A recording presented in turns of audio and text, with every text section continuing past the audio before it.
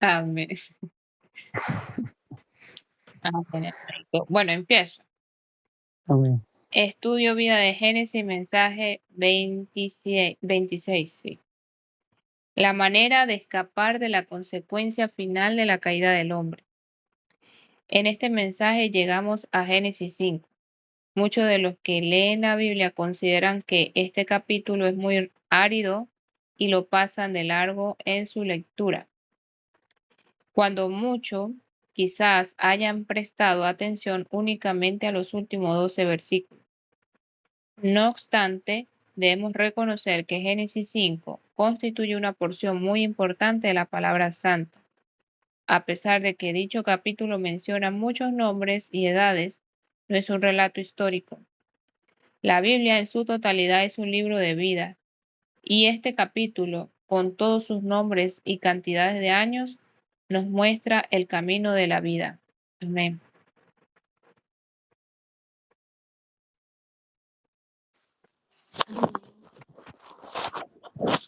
Como Amén. vimos en el anterior. Está bien, sigo yo, ¿no, hermanos? Sí, dale. Amén. Como vimos en el mensaje anterior, al final de Génesis 4 descubrimos el asunto maravilloso de invocar el nombre del Señor.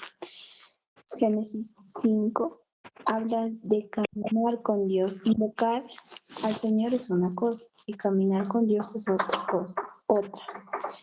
Todos debemos invocar al Señor y luego caminar con Dios. No debemos andar conforme a este ciclo, sino con Dios. Caminar con Dios debe venir después de lo que invocamos al Señor. Por tanto, debemos pasar Génesis 4 a Génesis 5, considerando ahora el contenido de este capítulo. Bueno, consideraremos ahora el contenido de este capítulo.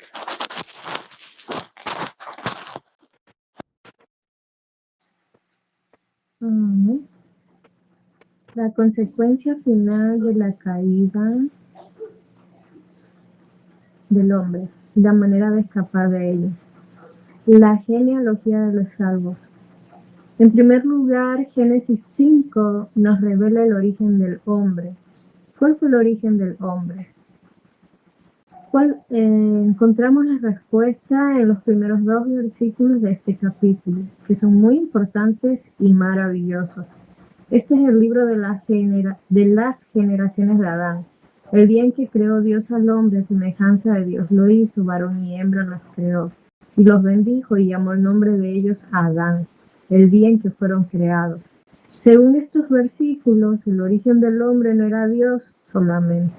El origen del hombre no era, sino también su semejanza y su imagen. La imagen de Dios fue el origen práctico de Adán, pues Adán fue hecho a la imagen de Dios. Por consiguiente, nuestro origen no es una raza ni una nacionalidad determinada, sino Dios con su imagen. Amén.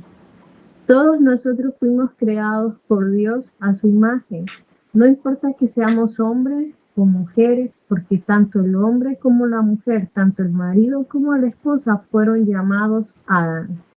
Dios determinó esto como un principio divino y este principio sigue operando en la actualidad. Por ejemplo, tanto el señor Taylor como su esposa tienen el mismo apellido. El señor Taylor es el marido Taylor y la señora de Taylor es la esposa Taylor. De manera que el marido y la esposa son Taylor. Del mismo modo, tanto Adán como Eva fueron llamados Adán. Cuando Dios establece un principio, este permanece y nadie puede alterarlo. Amén. Amén.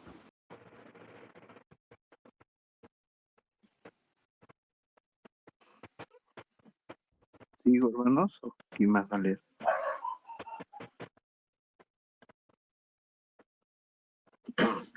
Sí, te tocaba. Amén.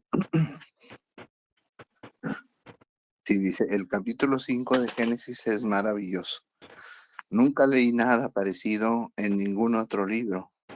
En ninguna otra parte he leído que un hombre haya vivido cierta cantidad de años y luego haya engendrado un hijo, y que después vivió otro lapso de tiempo. Engendró hijos y luego murió, y que su hijo vivió tantos años y engendró hijos y siguió viviendo y engendrando hijos y luego murió. Este es el relato de Génesis 5, un relato que parece muy reiterativo. Génesis 5 está lleno de nombres difíciles de pronunciar. Con el número de años que vivieron las personas y con las palabras vivió, engendró y murió, estas tres palabras se repiten continuamente por todo el capítulo. Además, ¿ha observado usted la palabra vivió? ¿Se usa 2 veces para cada persona? Por ejemplo, vemos que Adán vivió 130 años y engendró a Set, y que todos los años que vivió Adán fueron 930. Después de Adán, Set vivió 105 años y engendró a Enós, y luego vivió otros 807 años. Este ciclo de vivir, engendrar y morir se repite 8 veces en este capítulo, aunque se mencionan 10 generaciones en Génesis 5. Debemos exceptuar a Enoc, quien fue un caso especial, y a Noé, cuya muerte no se narra en este capítulo. Así que tenemos 8 generaciones que vivieron, engendraron y murieron. Amén.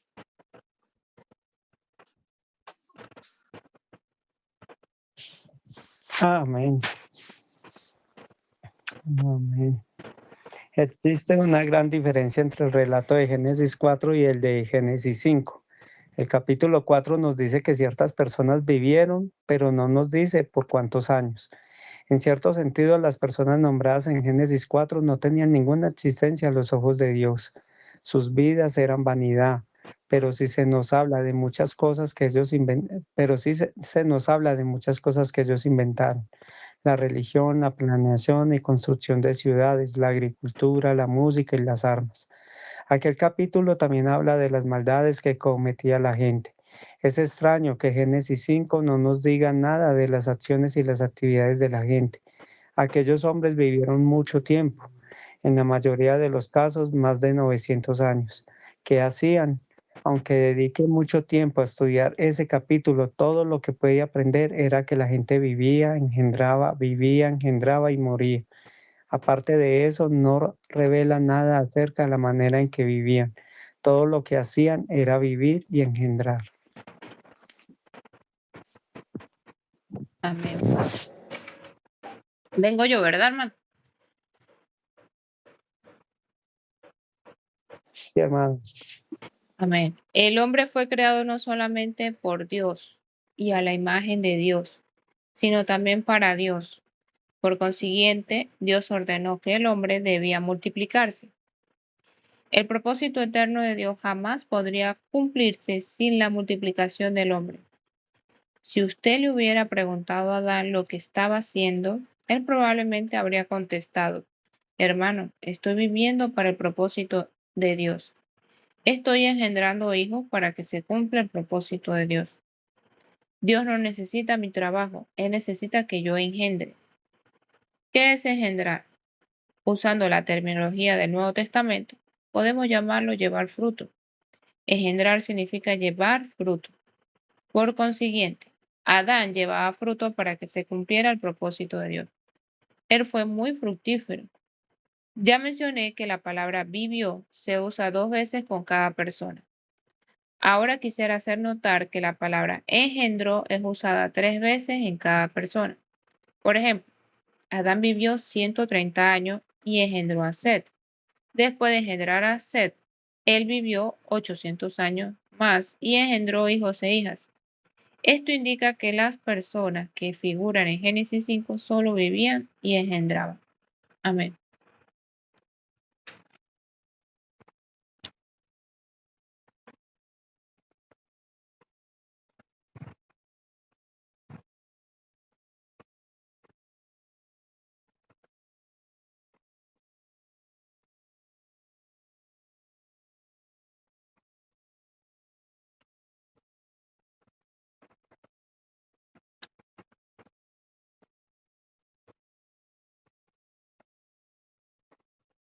Pachari.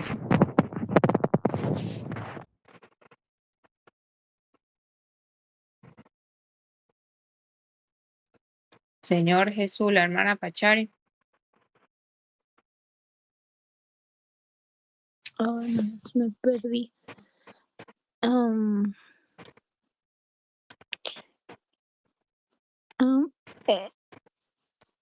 Hermana Giovanni, no sé si me podría ayudar, por favor, en qué párrafos se quedaron.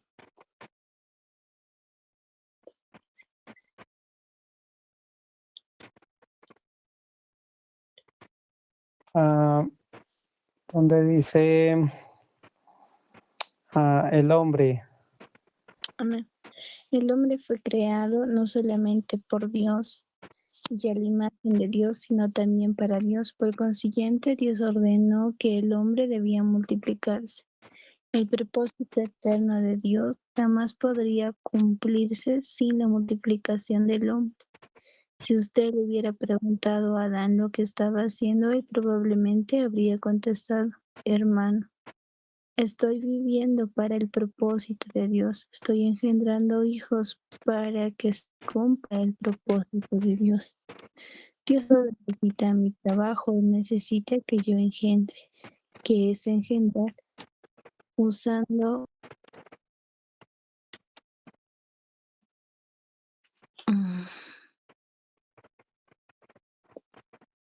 oh Señor Jesús.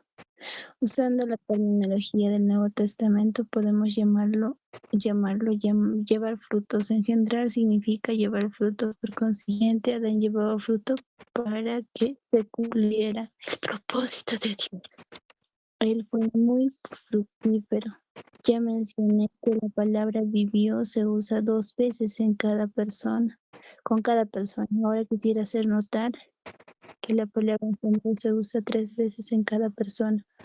Por ejemplo, Adán vivió con Jesús 130 años y engendró a Set, y después de engendrar a Set, él vivió 800 años más y engendró hijos e hijas. Esto indica que la persona que figura en Génesis 5 solo vivía ni engendraba. Oh Señor Jesús.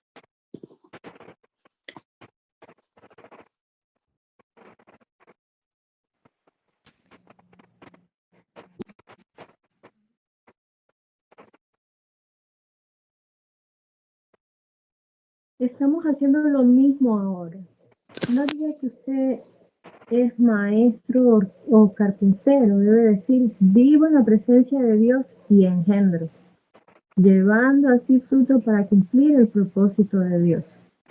Como ya vimos, el cumplimiento del propósito de Dios depende de que nosotros engendremos. Cuanto más hijos engendremos, más útiles seremos en las manos de Dios. Este fue un asunto físico en el caso de Adán, pero en nuestro caso es espiritual. Vivimos y engendramos. Hace 50 años yo estaba soltero. Ahora tengo una familia grande compuesta de muchos hijos y nietos. No obstante, estoy más contento con mi familia en las iglesias que con mi familia biológica. Mediante este humilde ministerio he vivido y engendrado una familia grande compuesta de millares de personas. Si me preguntaran qué he hecho durante los últimos 43 años, contestaría que no he hecho nada más que vivir y engendrar.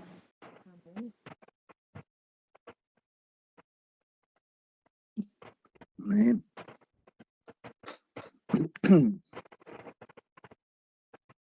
Nuestra profesión es única, consiste en vivir y engendrar.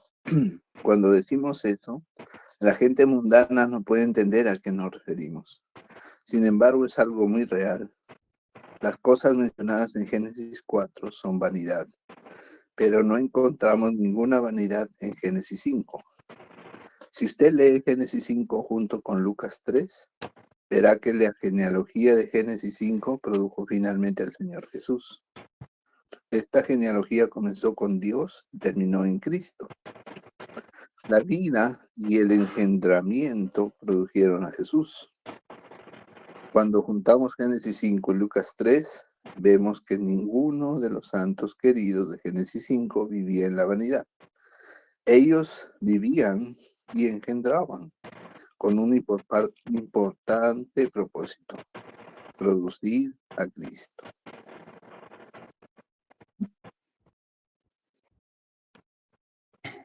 Amén. Aleluya. El relato de la genealogía que consta en Génesis 5 es maravilloso en cuanto a la vida y el engendramiento de la gente. Sin embargo, contiene un punto oscuro. Después de vivir y engendrar, la gente moría. Para ellos vivir y engendrar era algo maravilloso, pero morir no lo era. Si se compara esta genealogía con la de Cristo en Mateo 1, verá que en la genealogía de Cristo en Mateo 1 no se menciona la muerte. La muerte prevalecía en la genealogía de Adán, porque Cristo todavía no había venido. Al venir Cristo, la muerte desapareció de la genealogía de Cristo. Cristo anuló la muerte y sacó a luz la vida y la incorrupción por medio del Evangelio. Amén. Según de Timoteo 1:10. 2. La consecuencia final de la caída del hombre, la muerte. Génesis 5 es el relato de los salvos que vivían con la esperanza de que Cristo vendría. Pero en su tiempo Cristo no vino. Por consiguiente, seguían sometidos a la muerte y en su genealogía se mencionaba la muerte, algo negativo. Vivir y engendrar es algo bueno, pero morir no lo es. Yo no quiero morir. De las 10 generaciones mencionadas en Génesis 5, 8 murieron. La muerte es la consecuencia final de la caída del hombre. Aunque Génesis 5 constituye un relato maravilloso de los que viven y llevan fruto, este capítulo muestra que todavía son afectados por la consecuencia final de la caída del hombre, a saber, la muerte. ¿Existe alguna manera de escapar de la muerte? ¿Cuál es la manera? Este capítulo revela que los primeros santos vivían y engendraban, y también revela la manera en que nosotros podemos escapar de la consecuencia final de la caída del hombre. Entre los relatos de las 10 generaciones, encontramos que una sola generación escapó de la muerte. Enoc vivió, engendró, caminó con Dios, engendró y no murió. Pues Dios lo arrebató, Génesis 5:24. Dios arrebató a Enoc para que éste no viera la muerte, Hebreos 11:5. Wow. Ser preservado de la muerte fue la salvación final que Dios le dio. Esta es la plena salvación. Las otras 8 generaciones pueden haber disfrutado del 90% de la salvación. Ellos vivieron y engendraron para el propósito de Dios, pero no fueron preservados de la consecuencia final de la caída del hombre. Solo él no disfrutó y participó de la plena salvación de Dios. Amén.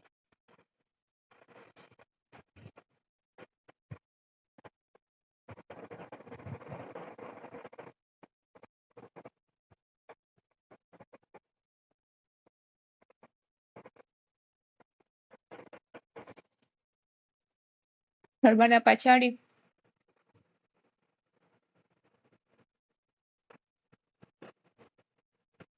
Sí.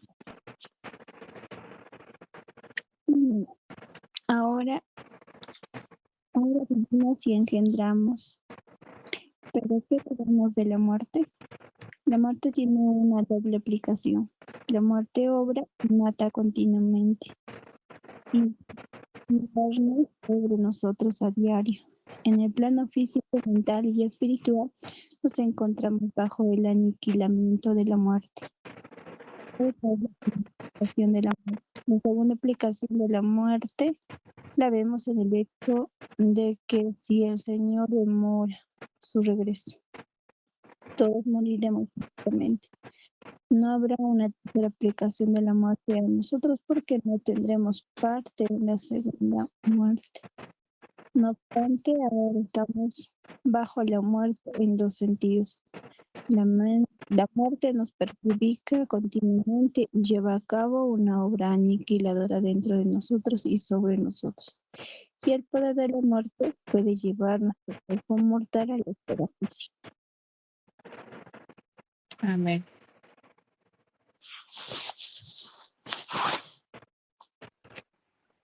Amén. 3. La manera de escapar de la muerte. ¿Sabe usted que existe una manera de escapar de la muerte? ¿Cree usted que haya algún modo de hacerlo? La manera fue descubierta por la 7ª generación de la humanidad. Invocar el nombre del Señor fue descubierto por la 3ª generación. Y 4 generaciones después, la manera de escapar de la consecuencia final de la caída del hombre fue descubierta en la 7ª generación por Enoc. Enoc vivió de tal manera que fue preservado totalmente de la muerte física antes de que Dios arrebatase a Enoc, y mientras éste vivía y caminaba en la tierra, la muerte había dejado de matarlo. Enoc venció el aniquilamiento de la muerte.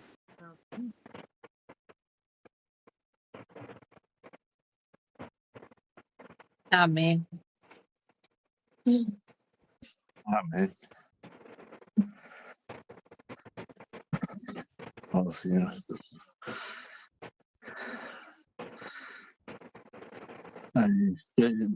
¿No fue la primera persona y se quedó? Sí. Amén. No fue la primera persona que fue arrebatada. Ahora, a muchos cristianos les gusta hablar de profecías y del arrebatamiento.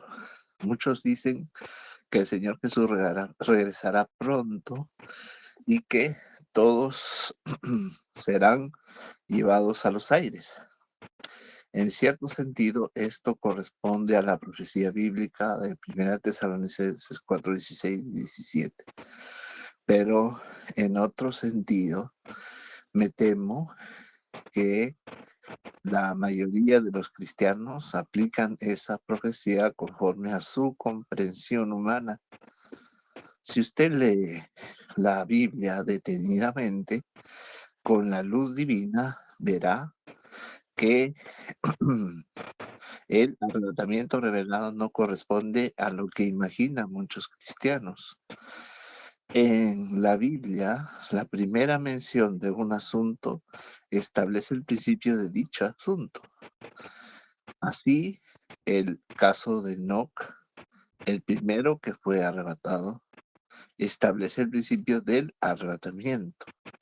¿En qué consiste el principio del arrebatamiento? En madurar en vida al caminar con Dios. Enoc caminó con Dios por 300 años y Dios lo arrebató.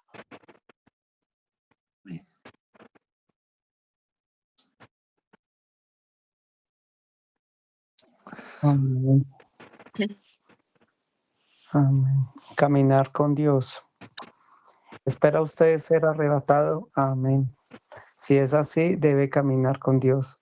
No solo debe invocar el nombre del Señor, sino también caminar con Dios. Después de invocar, viene el andar.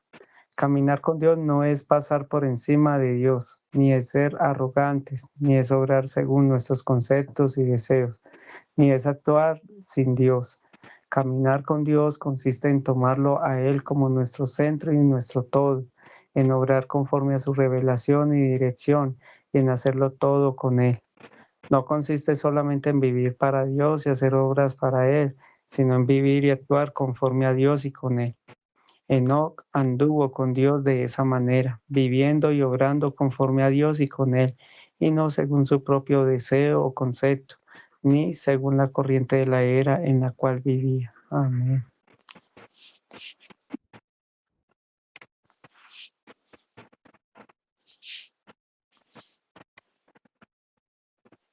Ay, perdón, vengo yo. Amén. No es fácil caminar con otra persona. Cuando yo caminaba con los hermanos o con los miembros de mi familia, Todos decían que yo caminaba demasiado rápido y que no podían seguirme al paso. Me pedían que caminara más despacio. Tengo una pregunta que dirigir a los hermanos y a mi familia. ¿Va usted a caminar conmigo o voy a caminar yo con usted? Determinemos primeramente quién va a caminar con quién. Si usted va a caminar conmigo, debe seguirme el paso. No me eche la culpa a mí por caminar demasiado rápido. Si se queja de que camino demasiado rápido, olvídese de mí y camine con alguien que ande al mismo ritmo que usted. Pero si desea caminar conmigo, debe ajustarse a mis normas. Si tengo la intención de caminar con usted, debo aminorar el paso y caminar a la misma velocidad que usted. Amén. Haga el favor de contestar.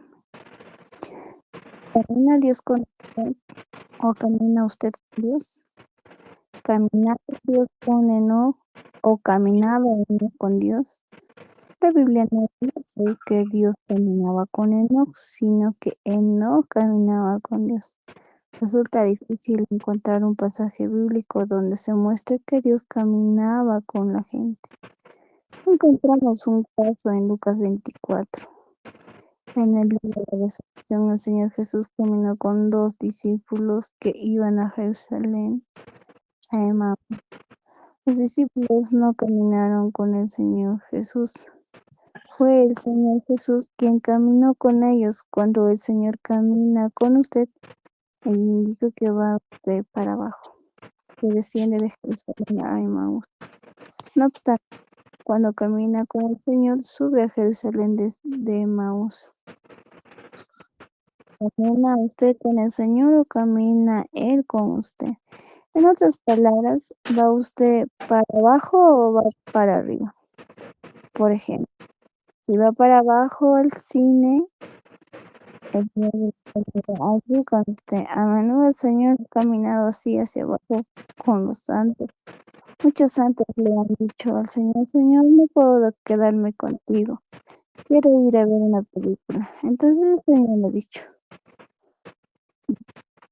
vas a ver una película, iré allí contigo, caminaré hacia abajo contigo, porque voy a ir contigo allí, porque te voy a traer de regreso. No debes ir hacia abajo, además. Mi intención es que permanezcas en Jerusalén, porque que vas para abajo, tengo que ir contigo. Debo caminar contigo para traerte de regreso.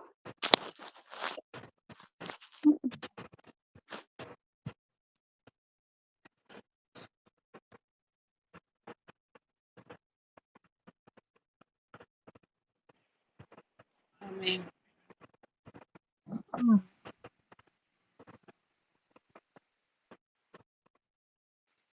Enoc caminó ascendentemente con Dios. No se imagine que el arrebatamiento de Enoc sucedió repentinamente. No se crea que en un momento él estaba en la tierra y que al momento siguiente estaba en los cielos. Enoc no tuvo altibajos con Dios, ni anduvo zigzagueando, no esa palabra, zigzagueando. Él caminó continuamente hacia arriba hasta tocar los cielos. A la edad de 365 años, cuando Enoc casi tocaba los cielos, Dios le dijo: querido hijo, estoy aquí, ven conmigo. Y Enoc fue arrebatado. Amén. Amén. Amén. ¿Cree usted que el andar de no con Dios conoció altibajos? ¿Cree que no anduvo con Dios de manera irregular y que Dios le dijo: pobre hijo, sube rápidamente? No creo que haya sido así como Dios arrebató a Enoc. Enoc anduvo con Dios día y noche durante 3 siglos, más de 100,000 días. Enoc anduvo con Dios día tras día. acercándose a él cada día un poco más que el día anterior. Enoc vio la situación, el entorno, la gente y sus obras, y vio que todo era impío. Sin embargo, él siguió caminando con Dios de una manera piadosa y santa, y lo hizo por 300 años. Wow.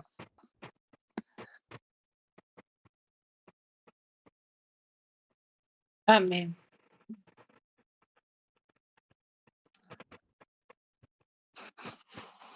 Amén. Ay, lo hizo por 300 años. Si queremos andar con Dios, debemos estar con Él. Debemos ser uno con Él en nuestros pensamientos, nuestro amor y nuestras decisiones. Como dijimos, no es fácil caminar con otra persona.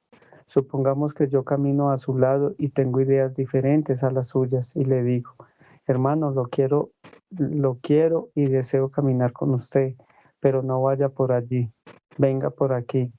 No quiero ir en esa dirección. Si digo eso, no estoy caminando con usted, sino que discuto con usted. No obstante, eso es exactamente lo que hacen muchos creyentes que aman a Jesús. Dicen, Señor, te amo y deseo seguirte. Quiero ir contigo. No obstante, a la hora de la verdad, muchos no caminan con Él, sino que discuten con Él. Caminar con el Señor implica mucho de parte de usted. Negarse a sí mismo, negarse a sus pensamientos y a su amor, negarse a todo lo que proviene de usted. Implica que usted se entregue a Él, que deja que Él rija y vaya adelante. Caminar con el Señor no es una cosa insignificante. Al caminar con Él, usted muere. Mi esposa sufre cuando camina conmigo, pero si usted desea caminar conmigo, debe negarse a sí mismo. Por otra parte, si yo deseo caminar con usted, debo olvidarme de mí mismo, condenarme a mí mismo y renunciar a mí mismo a fin de ser uno con usted. Si no estoy dispuesto a hacer eso, no puedo caminar con usted ni con ninguna otra persona. Amén. No se trata simplemente de invocar el nombre del Señor. Es maravilloso y disfrutable clamar, oh Señor Jesús. Pero, ¿qué viene después de invocar? Cuando el Señor dice, sígueme, ¿lo seguirá usted? ¿Caminará usted con Él?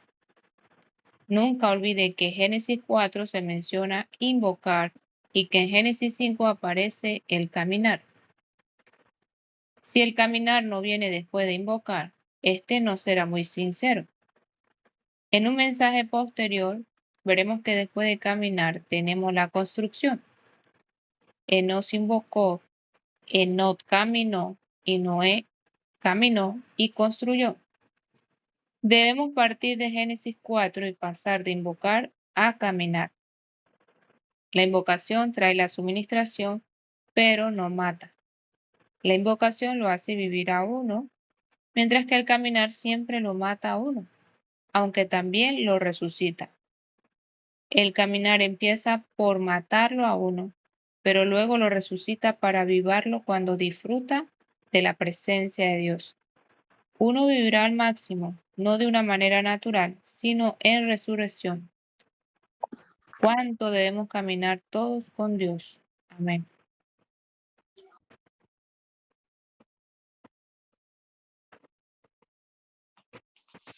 Amén. Creer en Dios. Y aunque la Biblia habla muy poco de Enoc, lo que revela Génesis, Hebreos y Judas es suficiente para que ofrecemos su vida. Hebreos 11, del 5 al 6 nos muestra que Enoc sería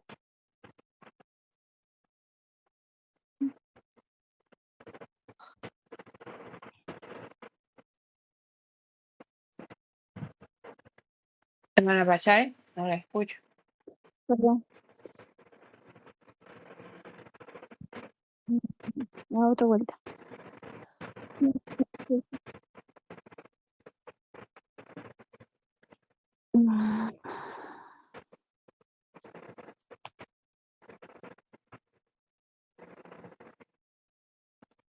Hermano, sigue al otro.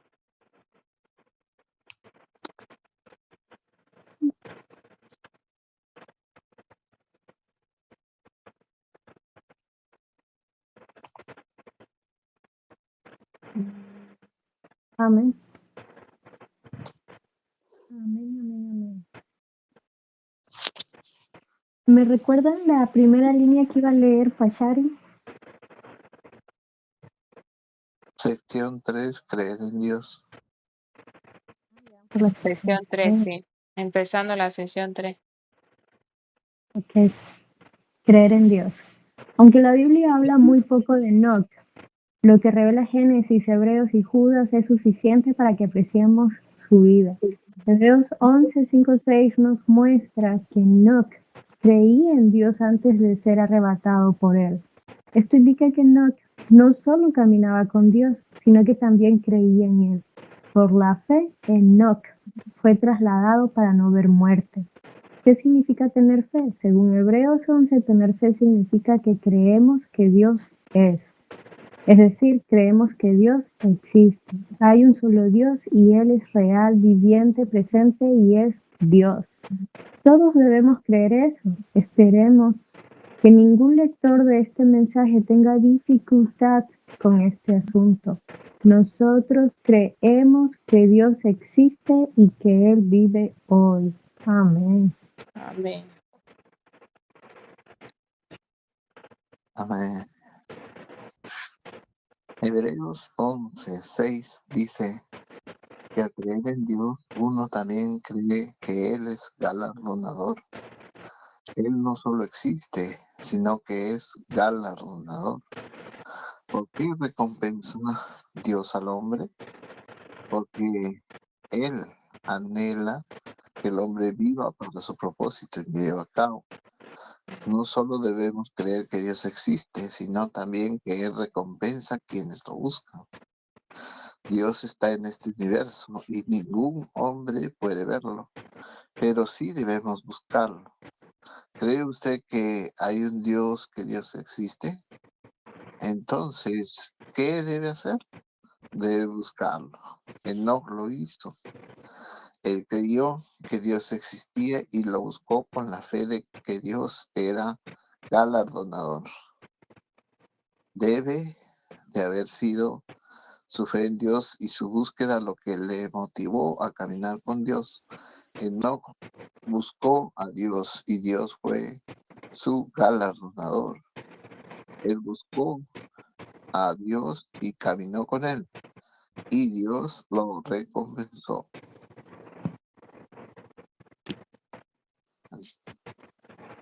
Amén. ¿Qué recompensa dio Dios a Enoc? Dios le dio el nivel más elevado de vida, escapar de la muerte. Enoc fue trasladado para no ver muerte. Qué galardón maravilloso. Durante muchos años le dije al Señor, Señor, no quiero ver la muerte. Señor, ven pronto. Presérvame hasta tu regreso. No quiero ver la muerte, quiero verte a ti. Este deseo me ha conducido y sigue motivándome a buscar al Señor. No me jacto sino que digo la verdad. Yo busco seriamente al Señor. Amén. ¿No es usted uno de los que le buscan? Por la misericordia y la gracia del Señor, todos nosotros lo buscamos a Él. Amén. Cuando empecé a usar en este país la expresión santos que buscan más del Señor, en lo que compartía y en las oraciones, muchos se sorprendieron al oírla. Más adelante, acorté esa expresión y usé buscadores, los buscadores del Señor. Aunque algunos santos estaban renuentes a usar esta expresión, se usa ahora en todas las iglesias. Muchos oran al Señor diciendo, Señor, tú tienes muchos buscadores en el condado de Orange. Oh Señor, cautiva a todos tus queridos buscadores. El Señor es galardonador y nosotros debemos ser sus buscadores. Enoc creyó en esto y lo practicó. Él creyó que Dios existía y que lo recompensaría si le buscaba. Enoc buscó al Señor y obtuvo el galardón. Amén. Judas hablaba del entorno en el cual vivía Enoc y usaba la palabra impío 4 veces al describir la gente y las obras de la generación de Enoc. No obstante, Judas relata una de las profecías de Enoc, en la cual éste usó una palabra maravillosa: santos. De estos también profetizó Enoc, séptimo después de Adán, diciendo: He aquí vino el Señor con millares de sus santos. Enoc no dijo que el Señor venía con millares de pecadores o de impíos, ni siquiera con creyentes o con salvos. Enoc dijo que el Señor venía con millares de sus santos, como lo revela el relato de Judas. Enoc profetizó lo que estaba dentro de él. Él se dio cuenta de que toda su generación era impía. Los vecinos, la gente, todo lo demás era impío. No obstante, él era piadoso y santo y llevaba una vida santa. De no ser así, él no habría podido profetizar que el Señor vendría con millares de sus santos a ejecutar su juicio sobre los impíos.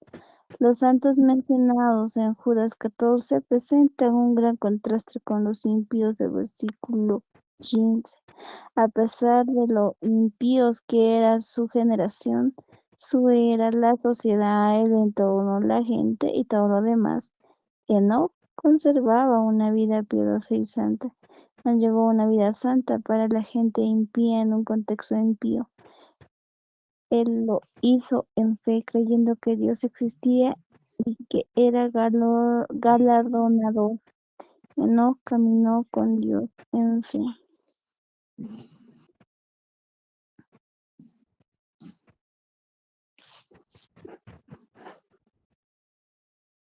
Amén. Creer en la palabra de Dios. A la edad de 65 años, Enoc engendró un hijo y le dio el nombre de Matusalén. El nombre Matusalén tiene un significado profético. Significa cuando él muera, aquello será enviado. Esta era una profecía del diluvio. Al dar a su hijo el nombre de Matusalén, Enoc profetizó el juicio venidero del diluvio. Indudablemente lo hizo por el Espíritu de Dios. Él recibió la revelación de Dios y no desechó su voluntad. Él fue inspirado con la voluntad divina y supo que el juicio iba a venir sobre toda la generación impía. Creo que la profecía relatada por Judas tiene un doble cumplimiento. Es posible que Enoc haya creído que el juicio del diluvio era la venida del Señor con millares de sus santos para ejecutar el juicio sobre los impíos. No obstante, esta profecía suya, como otras del Antiguo Testamento, tiene un doble cumplimiento. El primero se efectuó con la venida del diluvio y prefiguró el segundo, que se realiza con la segunda venida del Señor, como se menciona en Judas. Si Enoc no hubiera profetizado acerca de la segunda venida del Señor, Judas no lo habría mencionado. Mediante la profecía de Enoc, podemos entender que él sabía que Dios iba a ejecutar su juicio sobre la generación impía. Por tanto, él llamó a su hijo Matusalén, lo cual indica que cuando muriera su hijo, el juicio de Dios sería enviado. Wow.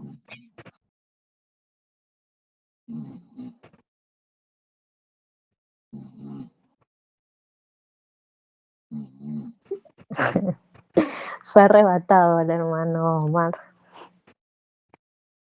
Perdón. ¿Te escucha? Sí. Todo dice. Casi me arrebató. Estaba en el punto donde dice ¿qué recompensa? Creo Enoc. es en el cuarto. Cuando empecé a usar, Enoc. ahí, Enoc engendró a Matusalén.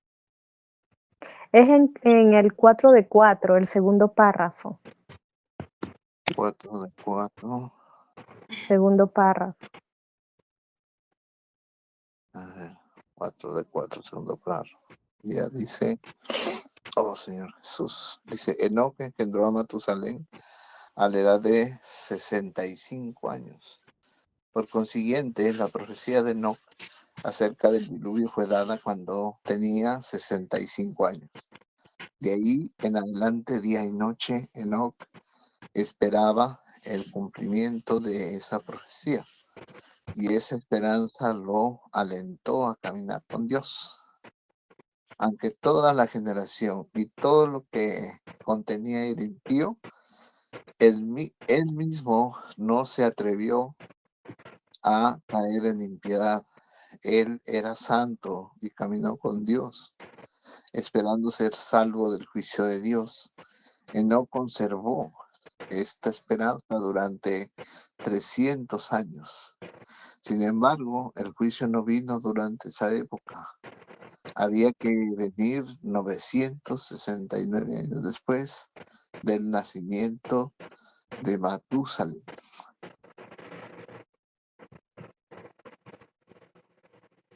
Hermano Giovanni. Sí, hermana, aquí estoy. Amén. El diluvio vino el año en que Matusalén murió. Matusalén engendró a Lamec a la edad de 187 años y Lamec engendró a Noé a la edad de 182 años. Cuando Noé tenía 600 años de edad, vino el diluvio. Si sumamos estas tres cifras, obtenemos un total de 969 años, la edad en que falleció Matusalén. El diluvio vino 969 años después de que no profetizara al respecto. Sucedió tal como se profetizó el año en que murió Matusalén. Si Enoc hubiera permanecido en la tierra hasta el diluvio, habría esperado 969 años. No obstante, solo esperó 300 años, pues Dios parecía decir: Enoc, ya basta, no te dejaré en la tierra hasta agotar tu paciencia. Ven conmigo y quédate conmigo. Así que Enoc fue arrebatado. Hebreos 11:5 indica que después de ser arrebatado la gente lo buscó, pero no pudo encontrarlo. Amén. En cierto sentido, yo aprecio a Matusalén. En otro sentido, no lo quiero mucho, porque vivió demasiado tiempo. Su vida fue más larga que cualquiera de las que menciona la Biblia. Indudablemente, si nosotros viviéramos tanto tiempo, nuestra paciencia se habría agotado. Por tanto, oramos: Señor, ven pronto. Aunque el Señor nos dijo que Él viene pronto, Apocalipsis 22, 7, 12 y 20, han pasado más de 1900 años y todavía no ha regresado. Aquí vemos un principio. Nuestra paciencia natural debe agotarse. Si usted espera la venida del Señor con su paciencia natural, quedará desilusionado y agotado. Olvídese del tiempo y simplemente camine con Dios. Para Él, 1000 años equivalen a un día. Si usted dice: Señor Jesús, esto es demasiado tiempo, Él dirá: todavía no han pasado 2 días. Para mí, 1000 años equivalen a un día. ¿Por qué estás impaciente? Estás impaciente porque no caminas conmigo. Si caminaras conmigo, me tendrías contigo y no te preocuparías por el tiempo. La tierra será como los cielos, porque cuando tú me tienes, estás en los cielos. Amén.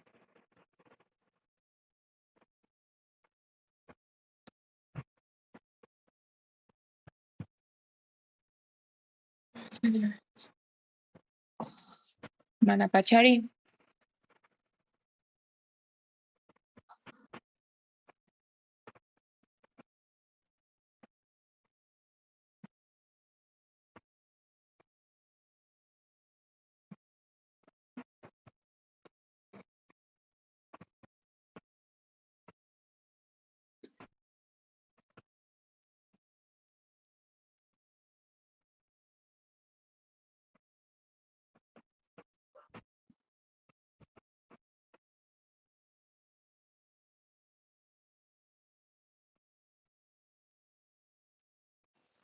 Pachari,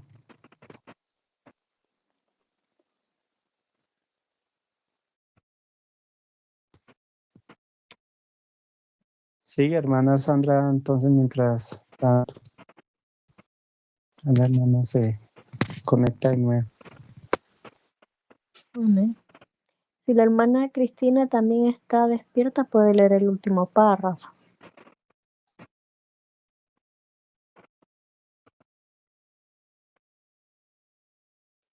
Bueno, sigo.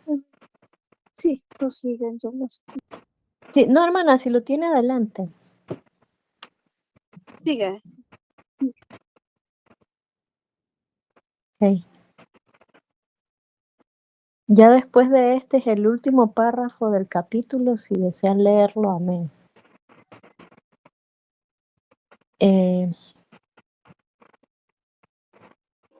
El punto más crucial revelado en Génesis 5 acerca de nuestro vivir es este: debemos caminar con Dios. Amén. Amén. Si queremos caminar con Dios, debemos creer que Él existe y que es galardonador.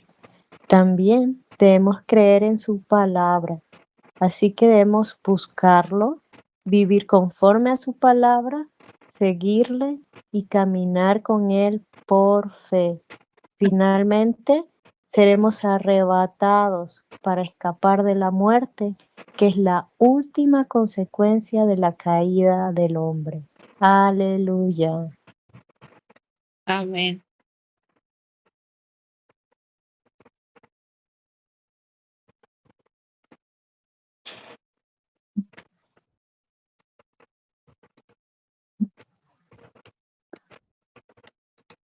Amén. Oh, Señor Jesús. Dice, el final de esta genealogía, la genealogía de los salvos, relatada en Génesis 5, termina de manera muy prometedora. Concluye con el nombre de Noé, que significa consuelo o descanso. Con el nacimiento de Noé, la familia de la salvación encuentra consuelo y descanso. La familia de los salvos no es una familia sin esperanza, es una familia llena de consuelo. Esto significa que la familia de Noé está llena de esperanza, consuelo y descanso. Amén. Amén. Amén.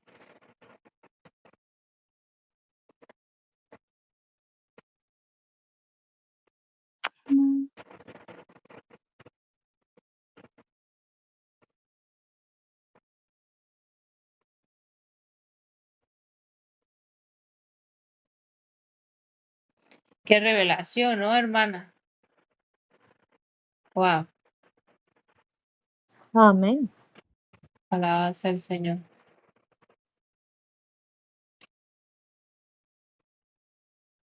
Amén. Somos la familia del descanso, Sí. del consuelo.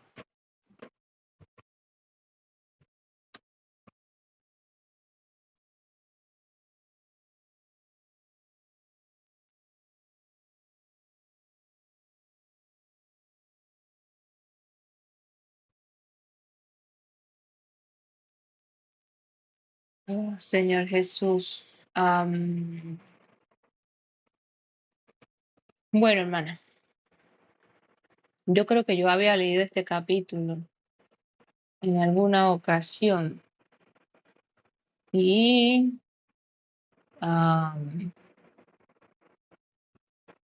pues de cierta manera buscaba practicar lo que hay aquí, ¿no? ¿En qué sentido? Vi, hermana, que el Señor pues ha permitido que las personas, la familia de la tierra se multiplique, ¿no? Con la finalidad de traer a Cristo, ¿no? De producir Cristo, la descendencia de Cristo.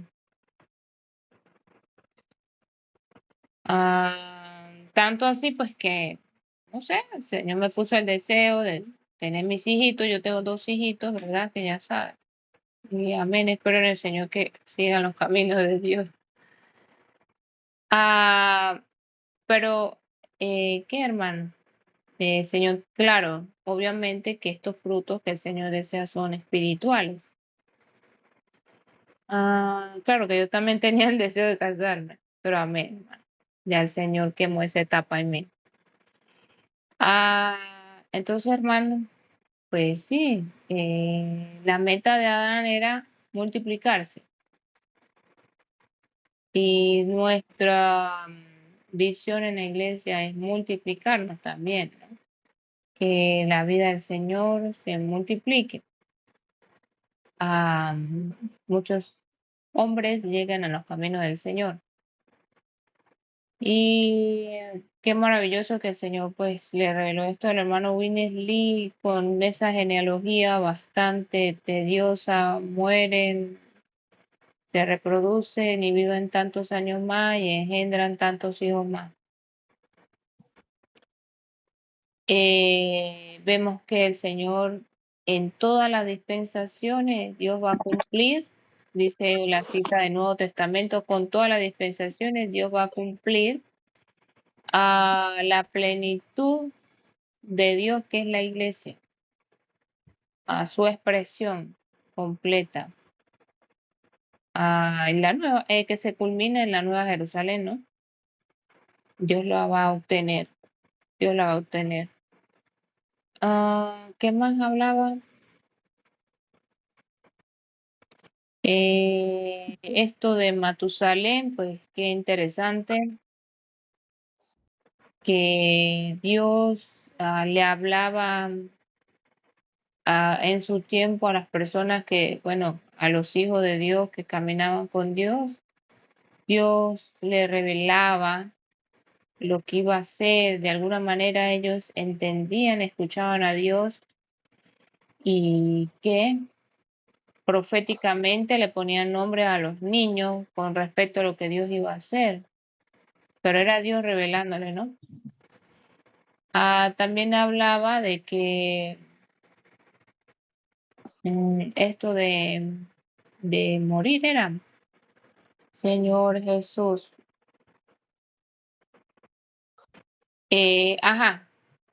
Gracias al Señor, hermano, que el Señor nos da una promesa, ¿no? Para ser salvos de la gran tribulación, debemos anhelar hoy en día el arrebatamiento.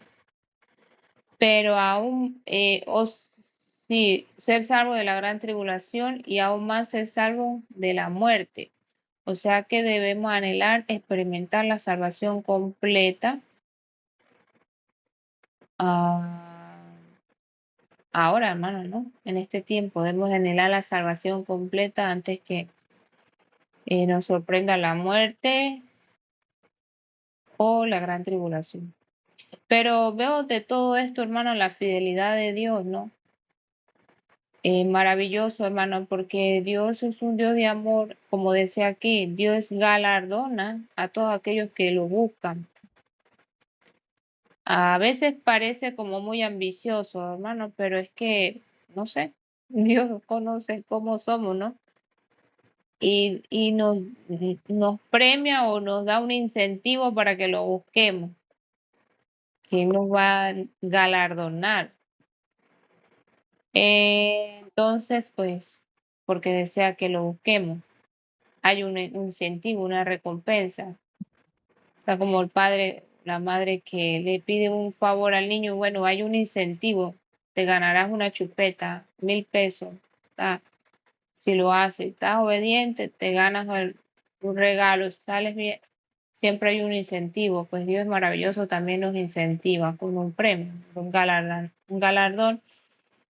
Y en este caso, pues que maduremos para que seamos libres de la muerte y también de la gran tribulación.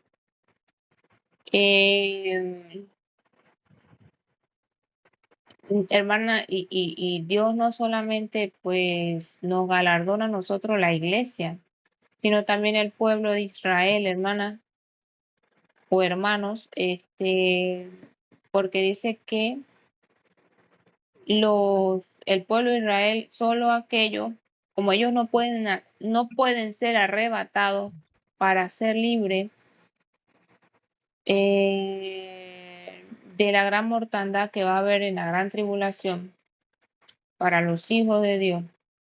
Ellos no pueden ser arrebatados porque en la vida de Dios en ellos no, ¿verdad? No está madura. Entonces Dios dice que Él sellará los 144,000 de entre los pueblos, de entre las tribus de Israel. De las 12 tribus de Israel sellará 144,000. Entonces, Dios es muy maravilloso, hermano, galardonador o beneficia, premia a aquellos que lo buscan en verdad. Sabemos que estos vencedores son buscadores de Dios, lo buscan. Amén. Entonces, bueno, gracias a Dios por esta palabra que me despierta a que creer en el Señor es buscarlo, ¿verdad? Y Él dice, y creer que Él es galardonador para aquellos que le buscan. Amén.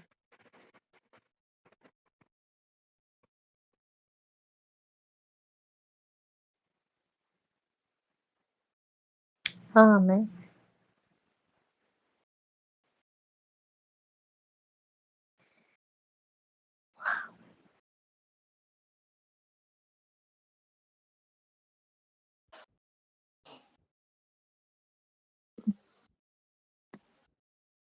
De este capítulo aprecio mucho la vida de Enoc.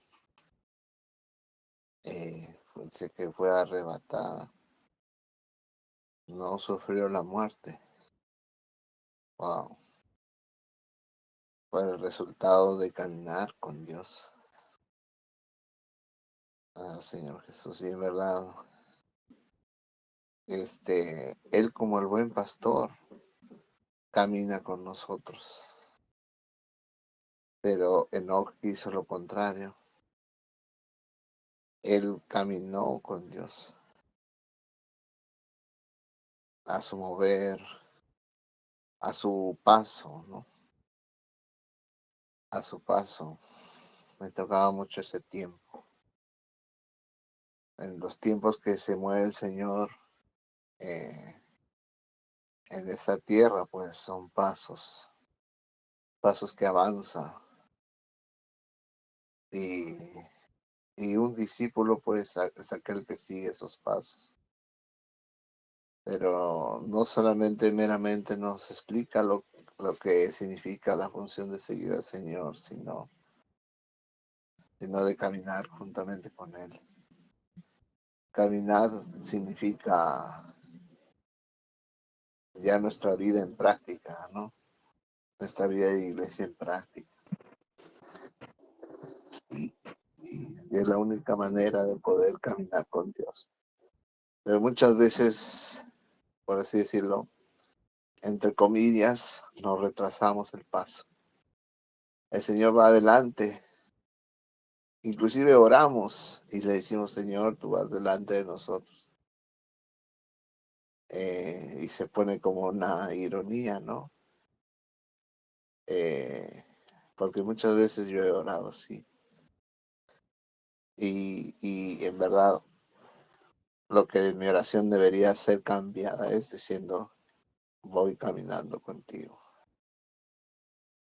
Señor, wow. Me impresionaba ese punto porque es totalmente diferente y cambia nuestra perspectiva en mirar las cosas de Dios como el andar, ¿no? Como el caminar. Y ahí se refiere a todo, ¿no?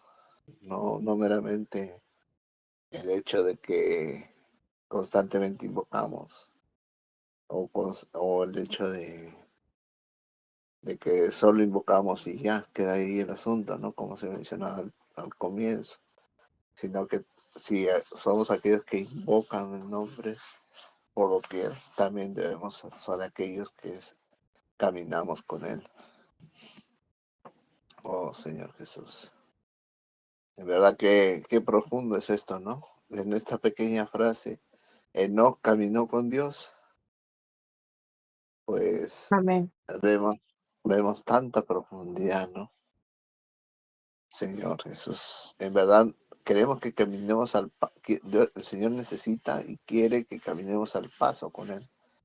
No que nos adelantemos, tampoco que nos retrasemos, sino a su paso. A veces cuando nos adelantamos también es peligroso, ¿no? Porque decimos, no, pero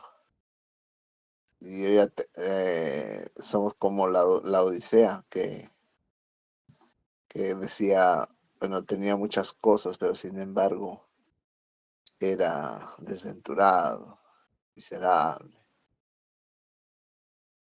Pero al caminar con Dios tenemos la oportunidad de ser arrebatados. Wow, creo que en esta nadie fue arrebatado en sí en la tierra, de la tierra, ¿no? Excepto Enoc. Quizás fue Moisés que Dios mismo se encargó de él, ¿no? Pero de ahí no se escucha más cosas, ¿no? Son tan misteriosas estas cosas, pero son reales. A la vez son reales.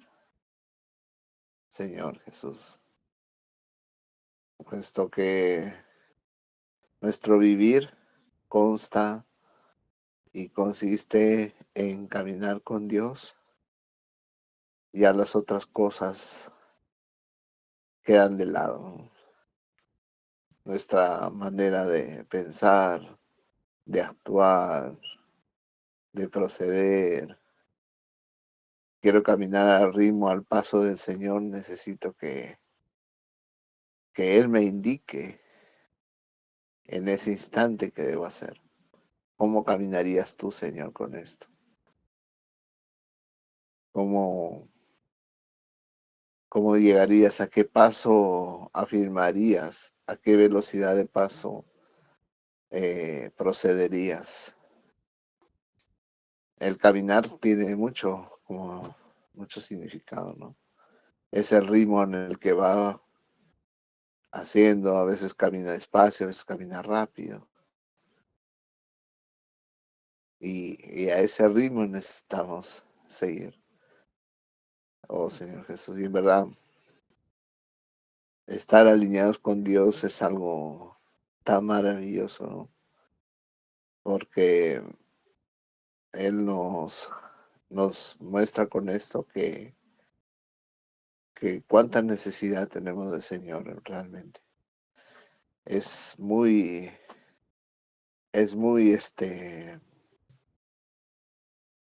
muy piadoso lo que intenta decirnos el hermano en este mensaje, puesto que viene a ser nuestra experiencia realmente cuando en realidad necesitamos al Señor y lo tocamos, ¿no? Cuando tocamos al Señor es nuestra experiencia, ¿no? Y eso nos regocija, nos da gozo y nos da paz porque sabemos que el Señor ha estado con nosotros y está con nosotros en un sentido práctico, ¿no?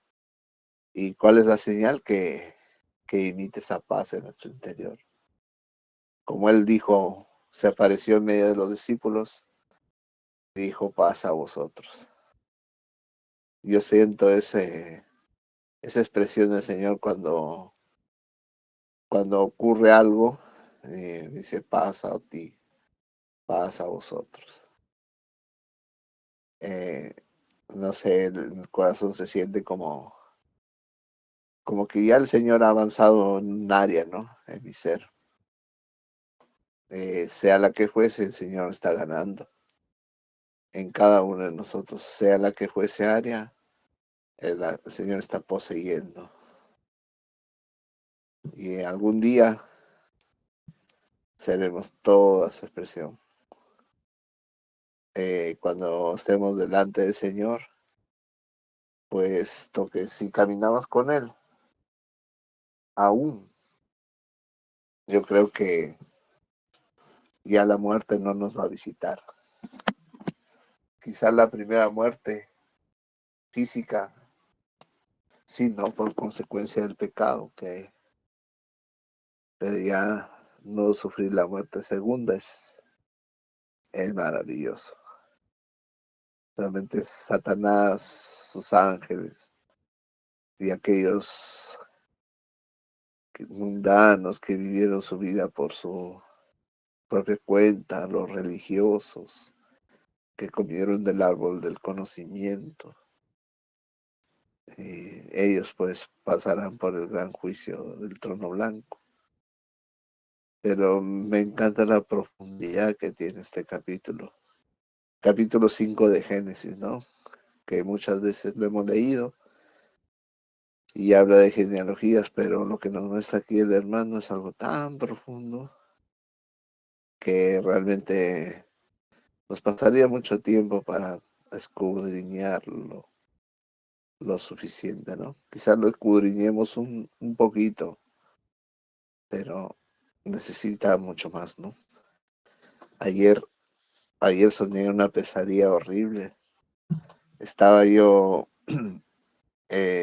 parado en medio de una de un desierto y estaba amarrado y había calor.